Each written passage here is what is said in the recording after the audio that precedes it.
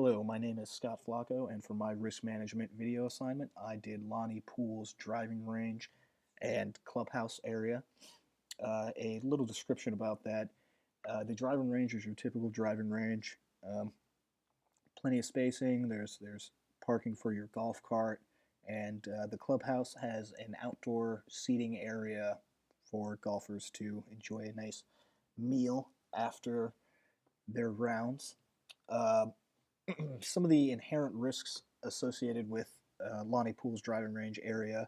There could be risk of injury due to walking behind somebody during their backswing. Um, there could also be the risk of spacing on a crowded day. If it's too crowded, somebody could, once again walk behind you during your backswing, or I mean, if they're just standing too close, get hit by your backswing. Um, Another issue I saw, but is very unlikely, is somebody walking onto the driving range and getting hit by a ball.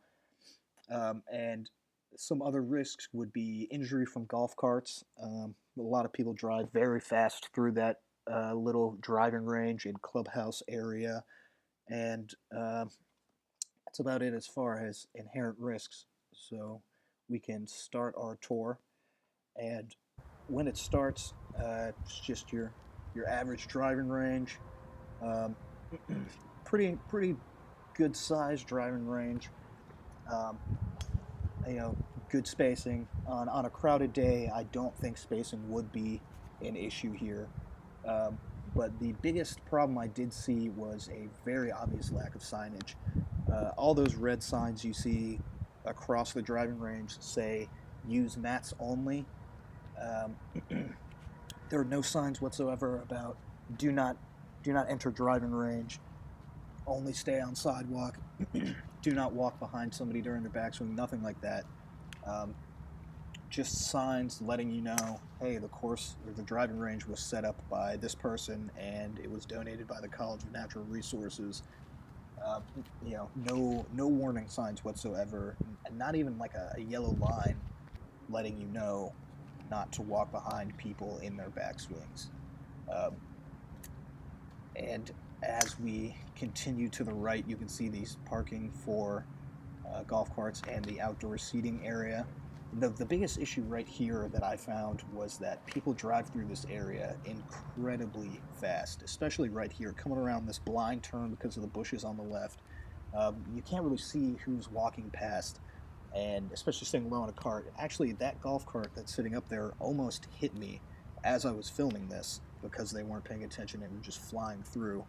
Um, Kind of a dangerous area. This is actually another dangerous part, the first tee. As you can see as we pan to the left here, this gentleman, if somebody was to shank a ball to the left, would be in considerable danger. It'd have to be a terrible shank, but it could still happen in the game of golf, which was kind of scary. And this part right here is another driveway that is sloping down very steeply into a blind turn because of these bushes. Um, and it just, I mean, goes down at a very steep angle and at a curve that doesn't allow you to see who's coming up, who's driving up, who's in front of you. Um, it could cause a lot of issues, and I really think Lonnie Poole could do a lot to change these. Uh, One of the biggest things they could do for that area would be to include uh, some of those mirrors that they have in parking decks that allow you to see around the corners. They could have one along the right side of that curve, and that would eliminate the blind turn, making it easier for people to see as they drive around at incredibly fast rates of speed. Um, as we return to the driving range, some of the ways that Lonnie Poole could eliminate the risks associated with their facility would be to include signs that say, do not walk out onto the driving range. Even though this seems like, something very self explanatory, I have seen it done multiple times before. And, it's something that happens at just about every driving range. They also really need to include a sign or something like a thick yellow line that you're not supposed to walk in front of, because there's nothing telling you to only stay on the sidewalk as you walk. which leads me to believe that there could be a good chance of somebody getting hit by a backswing during this, which is kind of frightening considering most people who use Lonnie Poole are not, super skilled golfers. Um, for the issue of the clubhouse area driveway up, once again, that issue could be eliminated by adding mirrors to the blind turn, or even right there, you wouldn't have to add mirrors necessarily on the right hand side. You could just cut the bushes down because in a golf cart you would be able to see over if those bushes were cut down a considerable bit. Also, they could put up signs warning drivers of people crossing over the cart path right there.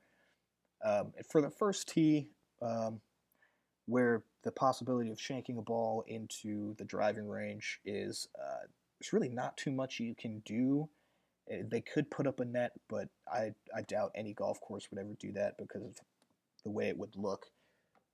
But just put up a sign on the very right hand side of the driving range that lets golfers know, hey, if you were practicing in this spot, you were at risk of potentially getting hit by a golf ball.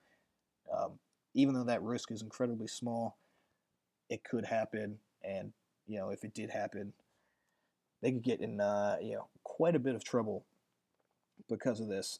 So that was my risk management video assessment for Lonnie Poole's driving range and clubhouse area. I appreciate you watching and have a good winter break.